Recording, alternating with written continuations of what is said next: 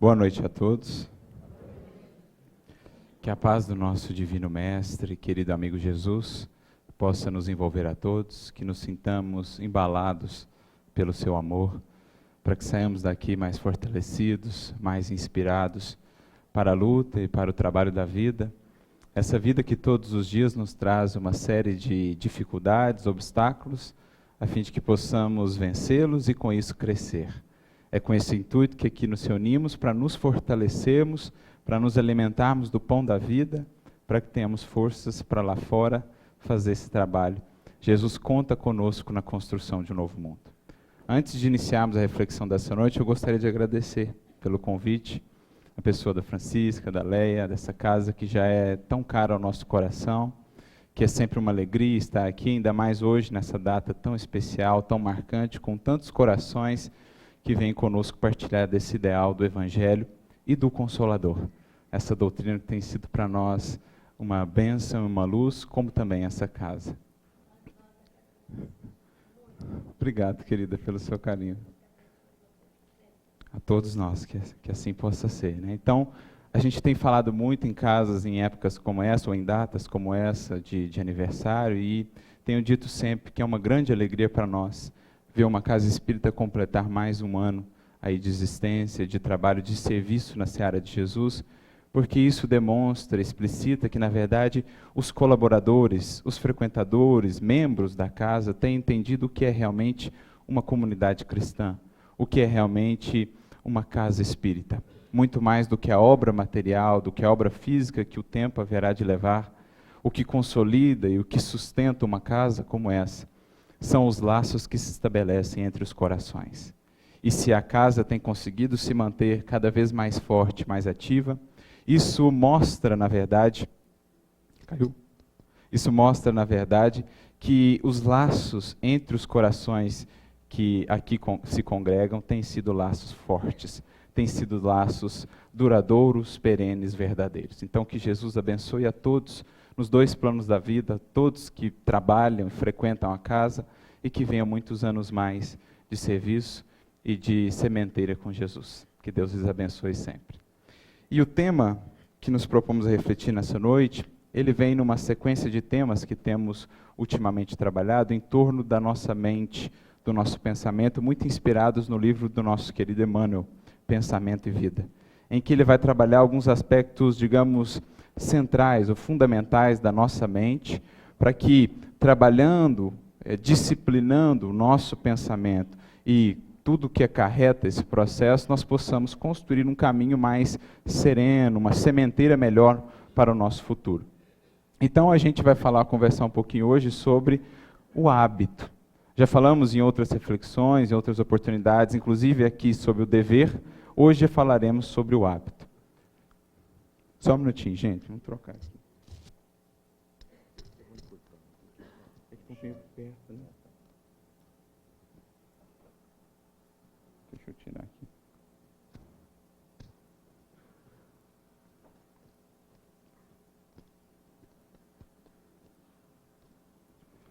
Tá ótimo. Vamos ver se melhorou. Tá melhor? Vamos ver no andamento, né? A gente vai vendo. Mas como dizia, vamos conversar hoje sobre hábito. Me recordo aqui, para adentrarmos aí nesse caminho de reflexão, de uma questão que está no Livro dos Espíritos, a questão 685, lá no item A, quando Kardec nos traz uma definição interessante acerca de educação. Nós sabemos que na base do Evangelho, como da doutrina espírita, está o processo educativo. Ela é o fundamento, ela é o alicerce de qualquer transformação real que possamos ter em nossa vida, claro, para melhor. Sem educação de nós mesmos, sem educação dos nossos sentimentos, do nosso ser, não alcançaremos uma vida mais harmonizada, mais integrada às leis divinas e, portanto, mais feliz. Então, meditar em torno da educação é para nós um elemento central. Entender melhor o que seja esse processo de educação, que compete a cada um de nós realizar, é um elemento central na nossa vivência cristã, na nossa vivência espírita. E nesta questão que mencionei, Kardec traz-nos uma definição interessante acerca de educação, fazendo justamente esse vínculo com a nossa temática nessa noite. Ele vai dizer que educação é a arte de formar caracteres. Ou seja, é a arte de moldar, né, de criar, de dar forma, de trabalhar, de transformar o caráter ou o ser como um todo. Acrescenta ele, a arte de incutir hábitos, porque educação é o conjunto dos hábitos adquiridos. Então veja que definição feliz Kardec aqui nos traz. Educar e educarmos-nos é pensar melhor os hábitos que nós temos construído. Porque existem hábitos bons, como também existem hábitos infelizes. Quando ele diz o conjunto de hábitos adquiridos, subentende-se que sejam hábitos positivos, hábitos benéficos, hábitos saudáveis à nossa vida. Isso é educar aos outros, por exemplo, aos nossos filhos, auxiliá-los nesse processo, como principalmente, fundamentalmente, a nós mesmos. Educar a nós mesmos é construir hábitos felizes. Hábitos que se harmonizem, que se integrem com as leis divinas, cujo objetivo fundamental na criação de Deus é justamente zelar pela nossa felicidade e pela nossa saúde espiritual. Então a gente já vai percebendo que no cerne da doutrina espírita, como do evangelho, que é a educação, está ali também o tema ou a temática da construção de hábitos. Ou de entender o que são hábitos e como eu posso construí-los, ou como eu posso modificá-los. Então, se a gente conseguiu já minimamente entender a importância desse tema para o caminho que todos temos a trilhar, vamos agora adentrar um pouco mais no que seja, então, hábitos propriamente dito. O que é um hábito? E aí agora a gente vai recorrer a um outro grande professor, como falei, vamos lá ao livro Pensamento e Vida, pensar com Emmanuel, que tem uma mensagem justamente intitulada Hábito, no capítulo 20 desse livro. Como falei, ele é um livro inteiramente dedicado a trabalhar os aspectos do nosso pensamento e da nossa mente, mostrando que, na verdade, é trabalhando ou zelando pelo nosso pensamento que nós construímos a vida. Por isso o livro se chama Pensamento e Vida. A vida que teremos decorre do pensamento que temos cultivado. Então ele fala nesse livro de vontade, fala de dever e fala de hábito, lá no capítulo 20. E ele tem uma definição interessante logo para começar.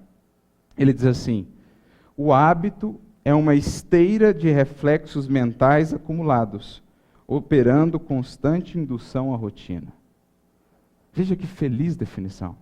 Uma esteira de reflexos mentais acumulados. Em outras palavras, vamos trocar em miúdos, trazer para uma definição mais próxima de nós, talvez. É aquilo que de tanto eu fazer, a minha mente como que se condiciona a buscar aquele caminho mental. De tanto passar por ali, quando eu sou submetido a uma circunstância similar, a minha mente vai buscar como primeiro caminho, aquele caminho que ela tem trilhado, às vezes, há séculos ou há milênios. Então, trocando em miúdos, isso é um hábito. É um condicionamento, um caminho mental criado de tanto percorrido que foi ele. De tanto que a gente passou por ali, a gente já criou aquele roteiro em nossa mente. Quando surge, portanto, um estímulo exterior, uma circunstância específica, a minha mente tende sempre a buscar aquele caminho. Então, isso é um hábito.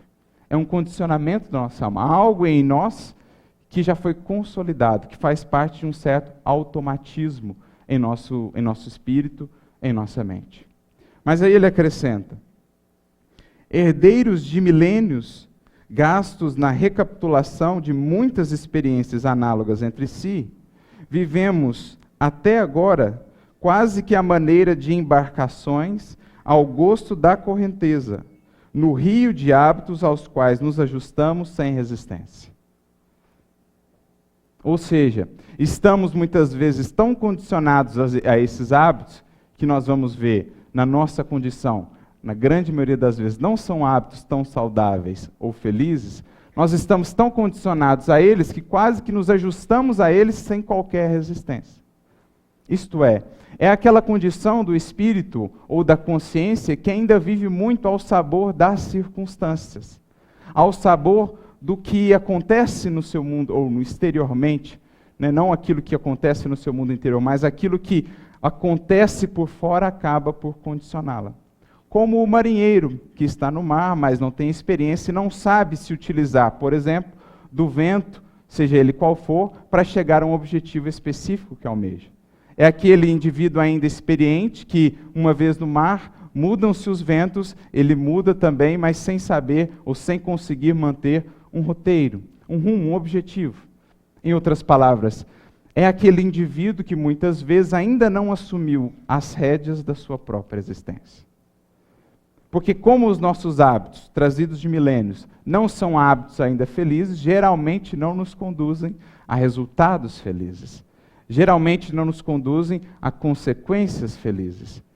E enquanto nós, cada um de nós, não despertarmos para esse que é um papel fundamental no processo de libertação e evolução espiritual, de assumir as rédeas da nossa existência, estaremos muitas vezes sendo conduzidos pela vida ou pelas circunstâncias da vida ao sabor da sorte. E aí nunca chegaremos a uma meta, a um alvo, porque aquele que não sabe para onde quer ir, aquele que não sabe aonde vai, acaba por não chegar a lugar algum. Então é preciso, fundamentalmente, nesse início, que entendamos, é preciso que tomemos consciência de nós e percebamos que está em nossas mãos, ou é um nosso dever, aprender e desenvolver hábitos que nos sejam, esses sim, saudáveis, felizes. Porque estes hábitos, então, haverão de nos conduzir a resultados profícuos na senda espiritual que todos temos que trilhar. É preciso que assumamos essa rédea da nossa existência, a fim de que não sejamos tão manipulados e tão levados pelas circunstâncias da vida. Quando as coisas não se mostram tão boas como eu gostaria, logo me desespero, logo desanimo, logo desisto. Mas é preciso que criemos essa força interior que nasce da consciência de nós mesmos nesse processo de autoeducação, para que aprendamos a não desistir ante as circunstâncias ou não se deixar moldar negativamente por elas, mas sim utilizá-las como elementos de trabalho, de burilamento, para que possamos crescer com elas. Esse é um passo fundamental na nossa trajetória espiritual. Quando deixamos, por exemplo, de ser multidão para sermos discípulos. Porque existem no Evangelho 4 arquétipos fundamentais, ou 4 posições fundamentais em relação ao Evangelho de Jesus. Existe aquela primeira, a do adversário, aquele que ainda o combate, aquele que ainda resiste à sua proposta renovadora.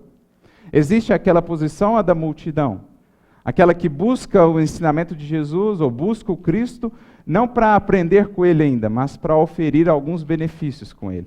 Ou para que Jesus atenda aos seus caprichos, e não para que ela aprenda com Jesus a atender à vontade divina. É a condição da multidão. Faz o que todo mundo faz, segue os padrões do mundo, mas acaba por não encontrar a paz ou a felicidade, porque os padrões do mundo não são ainda padrões tão saudáveis assim. É aquela multidão que seguia Jesus, mas ainda não se transformava, não estava interessada em ir além dos fenômenos, em ir além dos interesses pessoais. Já era alguma coisa, mas ainda não deu o passo fundamental, que é o passo do discípulo. É aquele que já percebeu que buscamos a Jesus não para que Ele nos atenda, mas para que nós aprendamos a atendê-lo. Porque atendê-lo é atender ao mesmo tempo a vontade divina a nosso respeito. E é fazer o que é melhor para nós em nosso caminhar. Então esse é o passo fundamental. Saímos da multidão, deixamos de ser moldados pelas circunstâncias, pelo que os outros estão fazendo, pelo que os outros fizeram comigo, e tomo a condição agora de um discípulo. De alguém que vai aprender com Jesus a tirar de todas as circunstâncias lições. O tesouro da experiência que, agregado ao nosso espírito, será a nossa verdadeira conquista.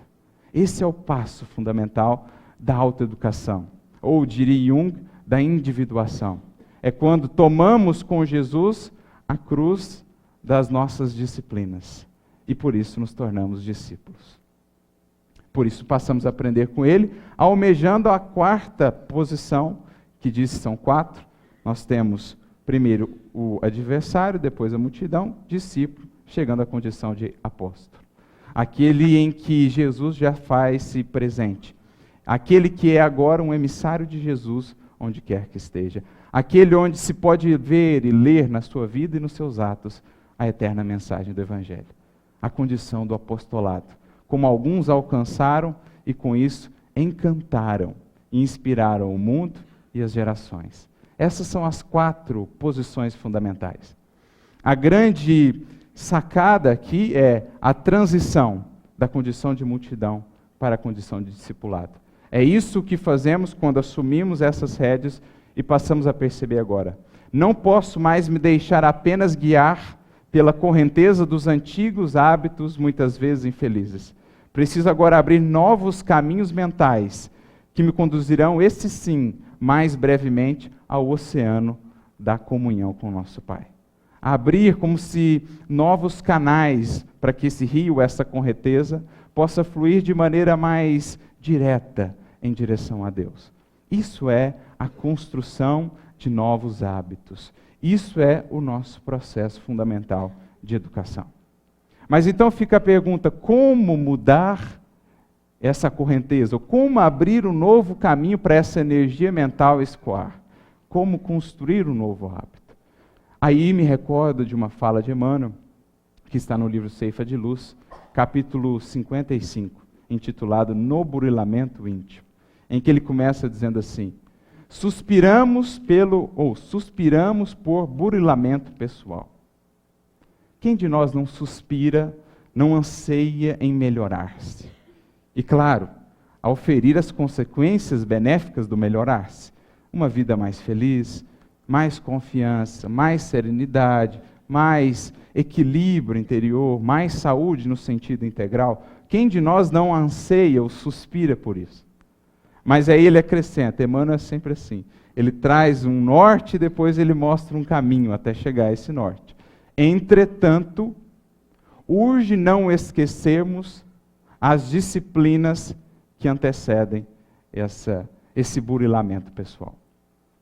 Ou seja, se almejamos lá, ótimo, já temos pelo menos a meta. Já é alguma coisa, porque é a meta que nos dá o caminho. Quem não tem meta não tem caminho. Quem não aprendeu, não enxerga mais além, quem não objetiva algo mais distante, em termos espirituais, falta-lhe vontade e estímulo para caminhar. Então, estabelecida essa meta de melhorarmos, agora nós temos o caminho a trilhar. E essas são as disciplinas da qual Emmanuel nos fala. Me recordo também de uma outra fala dele, que vai no mesmo sentido, agora no livro O Consolador, no capítulo 254, ou melhor, na questão 254, em que ele vai dizer assim: diz-nos o adágio popular que o hábito faz a segunda natureza. Ou seja, um ditado popular, bem conhecido. O hábito faz uma segunda natureza, muito similar àquela definição de educação de Kardec. O hábito, ou a educação, começa essa arte de moldar o caractere. Então, o hábito faz a segunda natureza. E nós precisamos aprender, complementa Emmanuel, que a disciplina antecede a espontaneidade. Ou seja, para que eu chegue em um novo hábito espontâneo, esse automatismo de minha alma, que seja agora benéfico, antes eu preciso trilhar todo um caminho de disciplina. Porque em tudo na nossa vida, a disciplina antecede a espontaneidade. Aquilo só se tornou algo espontâneo, algo natural em mim, porque foram anos de trabalho, de burilamento e de esforço, a fim de abrir esse novo caminho mental, que vai ser o caminho agora buscado por minha mente. Construí ou consolidei um novo hábito. Agora um hábito mais aperfeiçoado. Por isso me recordo também de de 2 definições também do nosso querido Emmanuel, agora no livro Rumo Certo, capítulo 23, justamente intitulada Autoaprimoramento, em que ele vai dizer assim: cultura é a soma de lições infinitamente repetidas no tempo. E virtude é o resultado de experiências incomensuravelmente recapituladas na vida. Então, as 2 asas que haverão de nos elevar e de nos sublimar, cultura, sabedoria de um lado, virtude e amor de outro, nada mais são do que um processo longo, trabalhado ao longo dos séculos, de perseverança, disciplina, constância, comprometimento. É assim que se consolida a espontaneidade, o hábito. E é isso que nós buscamos. Trabalhar, então, portanto, na dimensão da disciplina, a construção desses novos hábitos. trabalhar na dimensão do esforço e do exercício da vontade à construção de novos hábitos. Porque só assim eu posso fazer. Isso é a construir ou tomar consciência de nós mesmos. Perceber que existe uma série de coisas que precisamos fazer para nos melhorar que antes não percebíamos serem úteis. Perceber que, na medida que a gente vai ganhando um pouquinho de luz na consciência, perceber que agora eu preciso cultivar uma disciplina melhor com relação à minha alimentação. Preciso conservar uma disciplina melhor com relação ao meu corpo. Uma disciplina melhor com relação ao meu sono. Uma disciplina melhor com relação a estudos. Uma disciplina melhor com relação à meditação. Uma disciplina melhor com relação à oração. Enquanto estávamos lá atrás, guiados ou conduzidos pela corrente dos nossos velhos hábitos, não percebíamos essa necessidade. Mas minimamente esclarecidos pelo Evangelho e pela doutrina espírita, essas necessidades começam a aparecer. Convidam a nossa vontade a exercer o seu poder para consolidá-las. Então esse é o processo de tomar consciência. Perceber que agora a gente tem em mãos a alavanca ou a força para fazer as transformações que todos estamos destinados a fazer. Que compete a nós fazer esse movimento. Claro que o entendimento do Evangelho e a doutrina espírita vão aos poucos alargando a nossa consciência para essa necessidade. E a gente vai percebendo a importância de se trabalhar, então, o dia a dia, o cotidiano, as pequenas disciplinas que preparam as grandes conquistas. Por isso, Emmanuel acrescenta aqui, mais adiante nessa mensagem, não será lícito, porém, de modo algum desprezar a rotina construtiva. É por ela que o ser se levanta no seio do espaço e do tempo, conquistando os recursos que lhe enobrecem a vida. Então, quando a gente se torna minimamente consciente desse nosso dever de autoeducação, a gente passa a perceber o valor da rotina construtiva. Troquemos isso por outra expressão, as pequenas disciplinas do dia a dia. Porque enquanto não fazemos isso, o que acontece conosco? Diz Emmanuel um pouquinho antes no texto. Nesse círculo vicioso que estávamos antes, vive a criatura humana, de modo geral, sob o domínio da ignorância, sob o domínio da ignorância acalentada. Olha o que ele está dizendo. Não é a ignorância, digamos, não acalentada, né? É aquela ignorância que eu busco manter. É aquela ignorância que eu acalento. Eu gosto de estar ali, porque não busco sair dali. Então vive a criatura nesse ciclo vicioso, procurando enganar-se depois do berço para desenganar-se depois do túmulo. Olha como é forte isso, hein? Enganar-se depois do berço, ou seja, enquanto estamos aqui, para desenganarmos-nos quando chegamos lá. Aprisionada no binômio ilusão-desilusão. Veja como é forte isso, gente. Enquanto a gente não desperta para essa tomada de consciência, nós vivemos presos num binômio, num ciclo vicioso. Ilusão, desilusão. Me iludo, me desiludo ali mais adiante. Volto a me iludir, volto a me desiludir. E assim sucessivamente. Como Emmanuel chama, um círculo de reencarnações de baixo teor espiritual. Até que a gente rompa esse ciclo e passe a um ciclo superior, a um ciclo mais adiantado, a gente vai sofrendo as consequências de vivermos apegados às ilusões e às dores das desilusões. Então, é preciso que saiamos desse círculo em busca de círculos superiores. E é o que ele diz. Por meio dessa rotina construtiva, marcha a criatura para ciclos mais altos de existência. Então a gente passa a perceber a importância agora de estarmos conscientes dos mínimos gestos do dia a dia, exercitando a disciplina e a vontade na consolidação de novos hábitos. E não poderia deixar de me lembrar aqui de um exemplo muito bonito e diria muito pedagógico que nos foi dado do que é esse processo de construção de novos hábitos, agora por André Luiz. Melhor, por Calderaro, através de André Luiz, no livro No Mundo Maior. No capítulo 3, intitulado A Casa Mental, vai ele nos falar do que é esse processo, que se dá internamente em nós, em nossa casa mental, da consolidação desses novos hábitos. separa, Calderaro, a nossa mente em 3 estágios, ou em 3 andares, daí a comparação com uma casa. Uma seria o porão, uma seria o térreo e a outra seria o telhado. No térreo, o que nós temos? Ou melhor, no porão, o que nós temos? O porão seria ali o cérebro, mais próximo aqui da base do nosso cérebro, que seria ali o subconsciente, a sede do subconsciente, que seria o arquivo, a súmula de tudo que nós já conquistamos no processo evolutivo. Ali está a súmula do nosso espírito. Tudo que já foi por nós trabalhado, consolidado, vivenciado, vai sendo arquivado nesse porão. E é ali que moram, segundo a definição de Calderaro, os hábitos e os automatismos.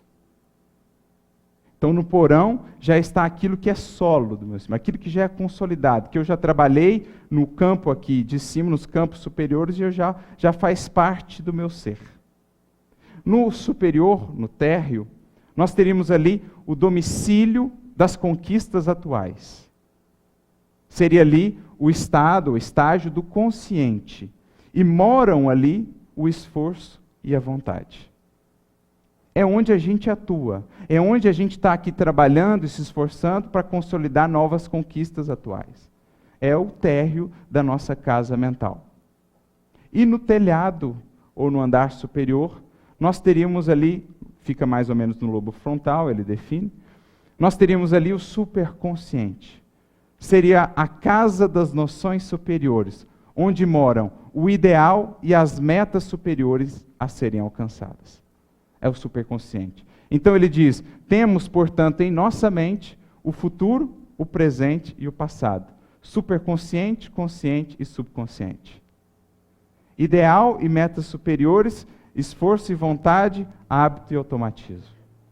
São esses 3 estágios que nos definem, digamos assim, enquanto espíritos. E o que é o nosso exercício, então? Tirar algo que hoje para nós é um ideal, trabalhá-lo no campo do esforço e da vontade, a fim de consolidá-lo no campo do hábito e do automatismo. Tirar algo do telhado da nossa casa mental, trabalhá-lo no térreo, a fim de que se consolide no porão, como uma conquista definitiva da nossa alma. Isso é o processo de construção de novos hábitos. Tirar aquilo que hoje para nós é uma meta apenas, por meio do esforço e da vontade, trabalhar isso, se esforçar por consolidar isso com a disciplina, com a constância, com a paciência, a fim de que isso se transforme em algo natural, em algo consolidado em nós.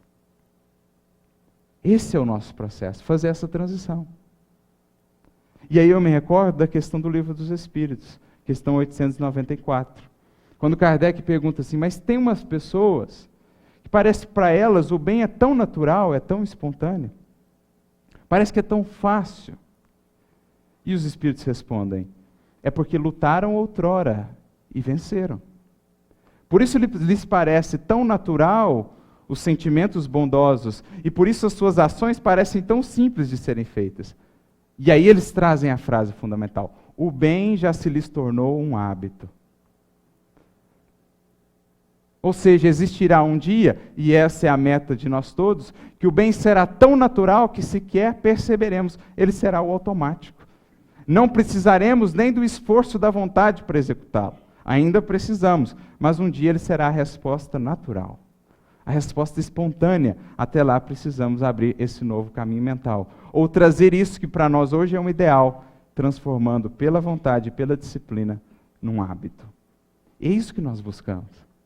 E é isso que, de certo modo, Jesus diz, e aqui recorro a uma fala que aprendi com um querido professor de Evangelho, alguém a quem devo muito, Simão Pedro de Lima, ele que tem um entendimento muito original acerca de uma fala de Jesus, que está no Evangelho de Mateus, capítulo 6, lá no versículo 3. Quando Jesus diz assim que, quando a gente der uma esmola, não saiba a nossa mão esquerda o que deu a nossa mão direita. Poderíamos expandir esse dar esmola para fazer o bem. Façamos uma extrapolação aqui. E o que o Simão pensa? O que ele diz a esse respeito? O bem só será para nós um hábito, algo consolidado, quando sequer o contarmos. quando ele for tão natural que nós sequer iremos discerni-lo.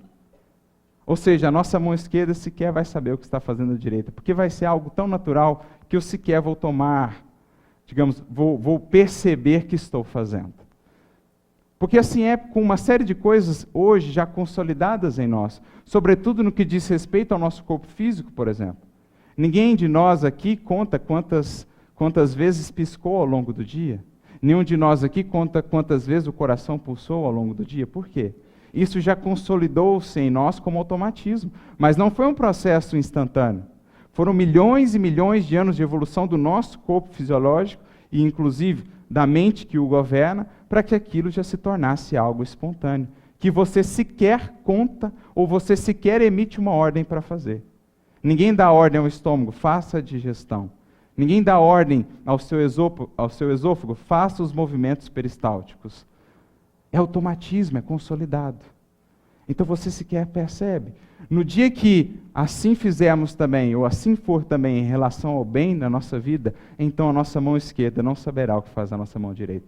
Porque a gente não vai contar, porque a gente ainda conta o bem.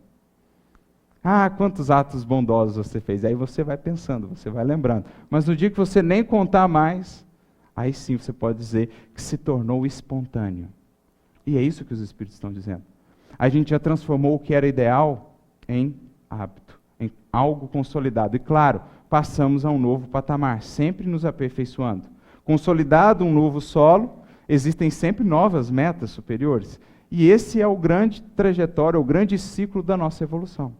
Sempre trazendo as sementinhas que colhemos do superconsciente, lançando-as ou trabalhando-as na disciplina aqui no consciente, a fim de que se convertam em frutos, em resultados no nosso subconsciente, em renovação, em transformação no nosso subconsciente. É isso que Jesus, a nosso ver, também vai dizer em uma de suas parábolas. Parábolas similares que estão ali no Evangelho de Marcos. Lá no capítulo 4, versículo 26 em diante, Jesus vai trazer uma parábola interessante. Ele vai dizer assim, que o reino de Deus é semelhante àquele homem que lançou a semente na terra. Lançou a semente na terra. Então ele foi seguindo o dia a dia, levantava-se, dormia, e aquela semente foi brotando e crescendo, não sabendo ele como. Não sabendo ele como. Porque a terra por si mesmo frutifica. Primeiro a erva, depois a espiga, depois o grão cheio na espiga. Olha que parábola interessante, Jesus.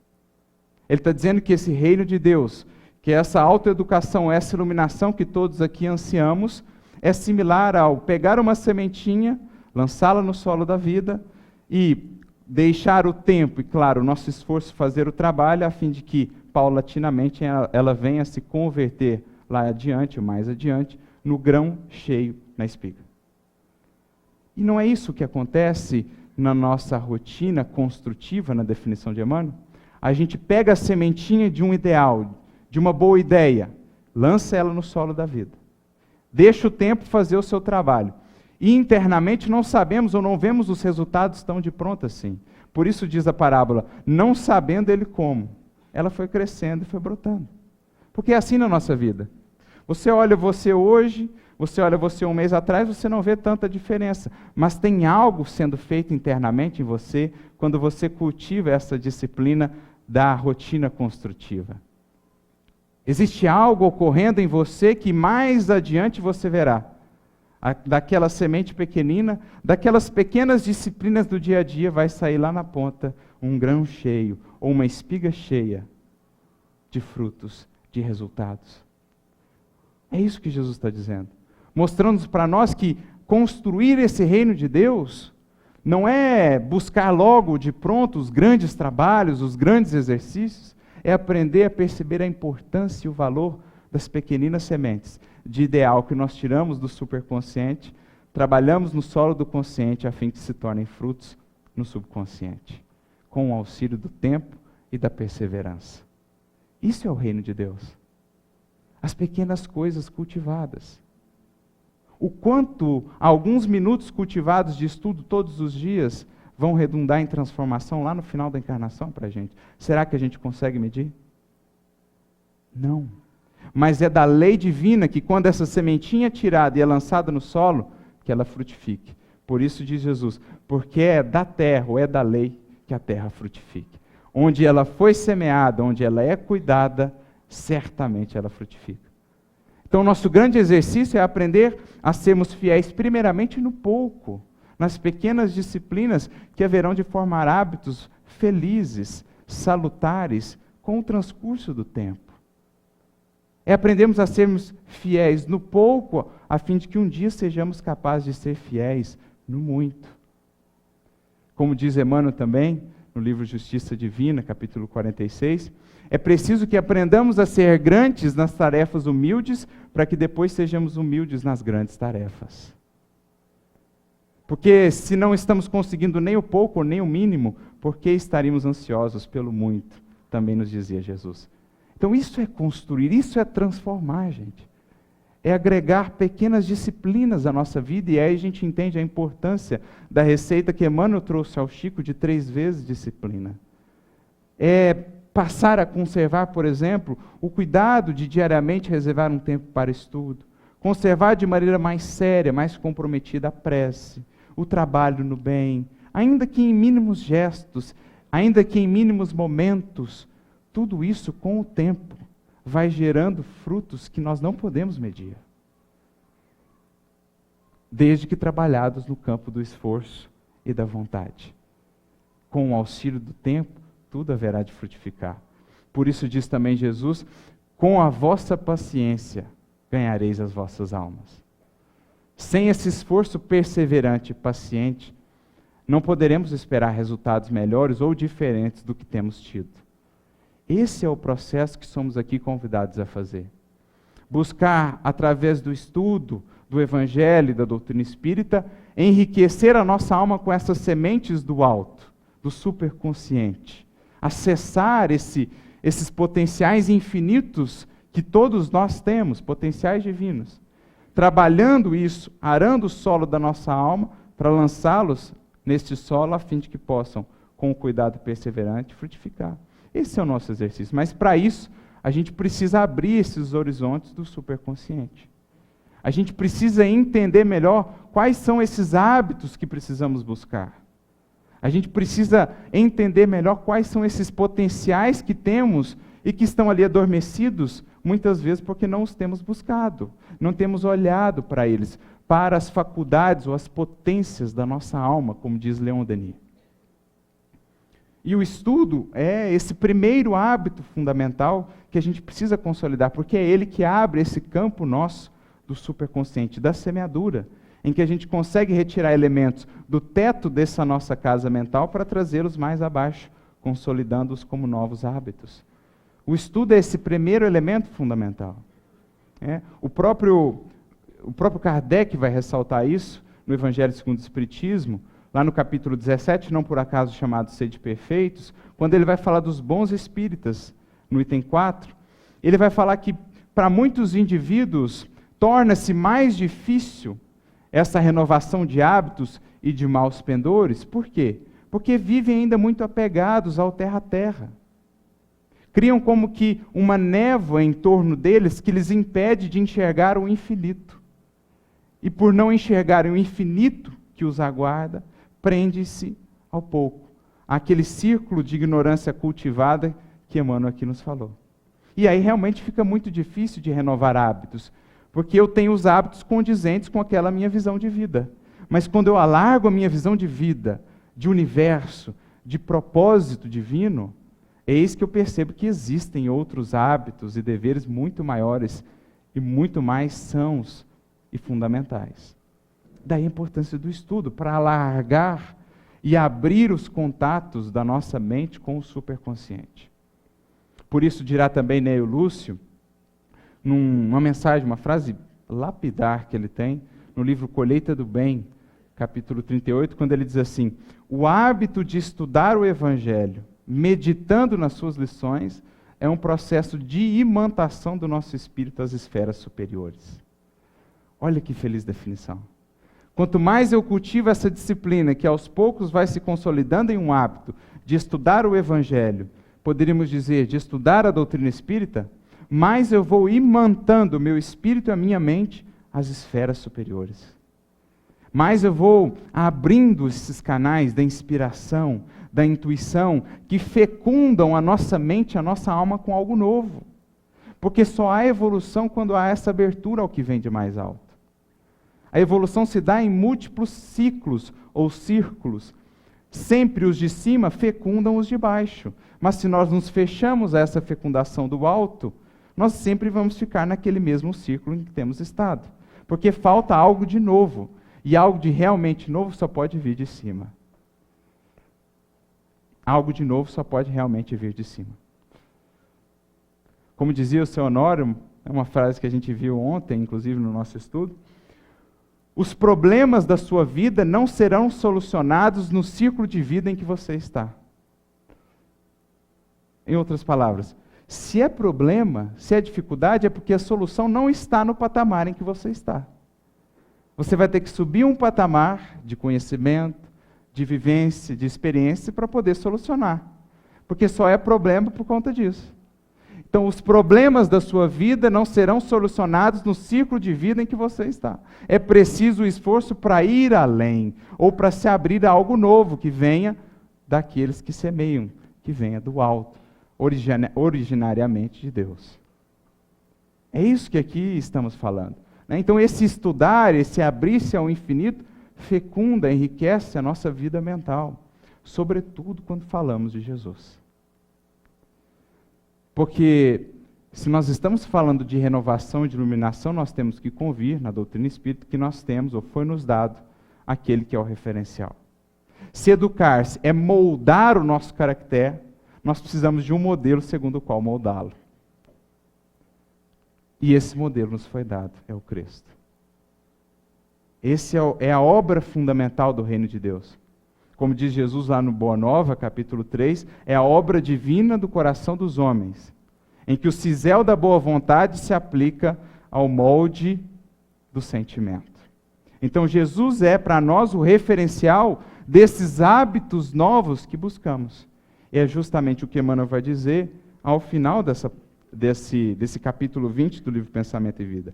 Ele diz assim: toda a passagem do Senhor entre os homens, desde a manjedoura, que estabelece o hábito da simplicidade, até a cruz, que cria o hábito da serenidade e da paciência, com a certeza da ressurreição para a vida eterna, é resplendente conjunto de reflexos do caminho celestial para a redenção do caminho humano.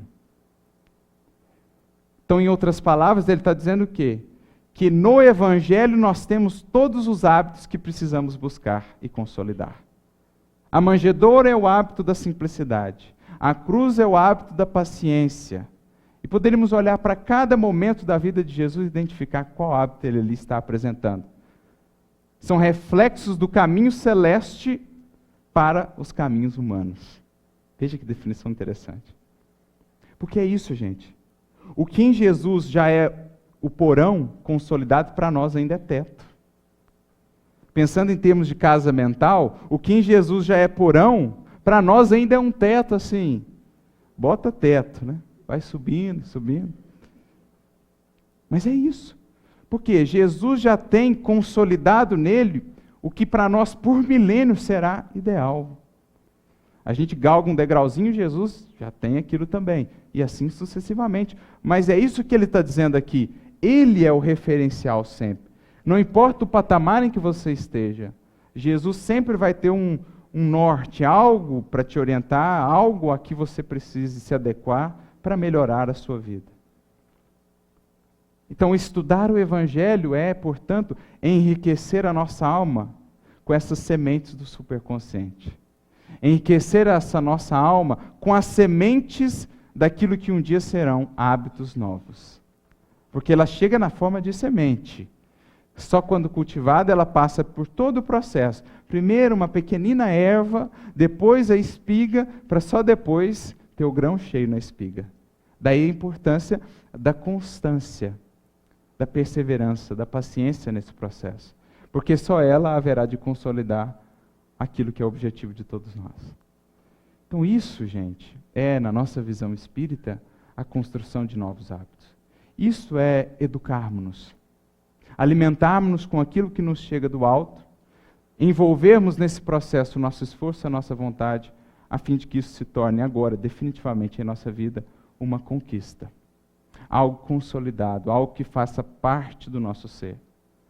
Sempre com a ideia de que, embora caminhemos, continuemos caminhando, sempre existirão metas e ideais novos, porque nunca cessa a jornada de evolução. Subido um degrau, ou seja, consolidado um novo piso, existirá um novo teto. Por isso Jesus diz: céus e terras passarão, mas as minhas palavras não passarão. Todos nós caminhamos entre uma terra e um céu, entre aquilo que a gente já consolidou e aquilo que a gente almeja. Quando eu subo mais um pouco, o que era céu vira terra, mas surge um novo céu. Céus e terras passarão, mas as palavras de Jesus seguirão sempre, porque Ele traz em si, nas suas lições, muito, muito caminho para a gente trilhar. Muitos céus e terras ainda a consolidar, a palmilhar. Isso é se educar. Então que cada um de nós possa pensar e meditar um pouquinho mais no que tem cultivado no dia a dia. Atentando principalmente para essas pequenas coisas, porque penso Jesus muitas vezes se utilizou para exemplificar ou falar do seu reino, exemplos pequeninos justamente para nos exaltar ou nos ressaltar a importância dessas pequenas coisas. Fala ele de um grão de mostarda, fala ele de uma pérola diminuta, mas com enorme valor, fala ele de uma colherzinha de fermento, mas que leveda uma massa toda. Jesus sempre buscou exaltar as pequenas coisas, porque é delas que nascem as grandes. Então que cada um de nós, na nossa vida, possa inserir gradativamente essas pequenas disciplinas, esses pequenos esforços. A gente vai ver que com o tempo, aquilo que parecia extremamente difícil vai se tornando mais natural, mais fácil. E vão surgindo novas metas, vão surgindo novos ideais. E essa é a beleza da vida. Sempre há o que fazer. Sempre haverá o que crescer. Por mais que subamos, os horizontes serão ainda sempre vastos, sempre infinitos, sempre belos. Porque é da lei que tenhamos eternidade afora todo esse caminhar, todo esse potencial de nos construir e de nos embelezar enquanto espíritos. Por isso diz o Espírito Lázaro, no Evangelho segundo o Espiritismo, o dever cresce e irradia sob mais elevadas formas, na medida que a criatura ascende para Deus.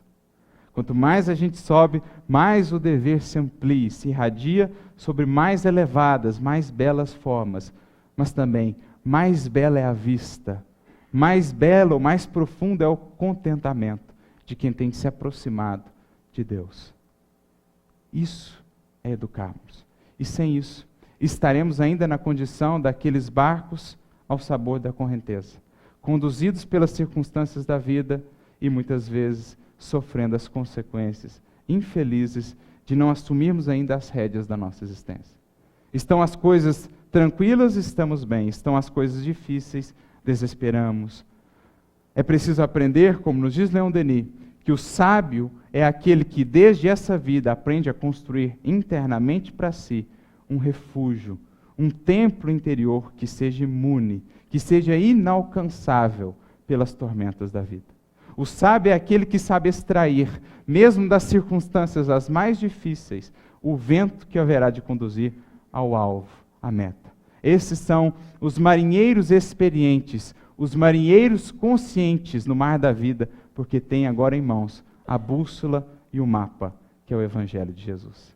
Que Ele, portanto, nos inspire nessa travessia no mar da vida, para que cheguemos na outra margem, no porto que planejamos quando para cá viemos. Que Deus nos abençoe a todos, muita luz e muita paz.